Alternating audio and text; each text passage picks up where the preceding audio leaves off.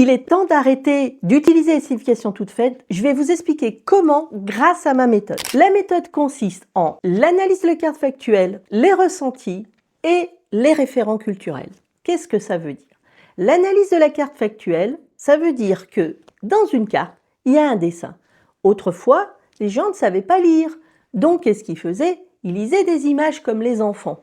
Donc, ça veut dire que nous allons déjà regarder l'image avec un regard précis en essayant de comprendre où on va poser notre regard. Ça, c'est déjà une partie très importante. Savoir bien poser le regard et savoir surtout le coupler avec le ressenti.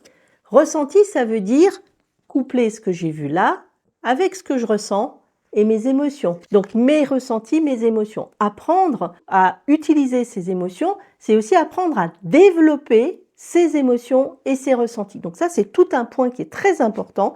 Et la dernière, c'est le référent culturel, parce que nous avons tous une culture différente les uns des autres.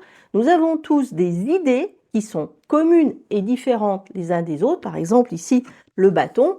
Eh bien, le bâton de l'ermite, il va évoquer chez certains le bâton du pèlerin, mais il peut évoquer le bâton pour se faire battre, il peut évoquer le serpent, ou il peut évoquer toutes sortes d'autres choses en fonction des personnes et de sa culture, de son vécu, etc.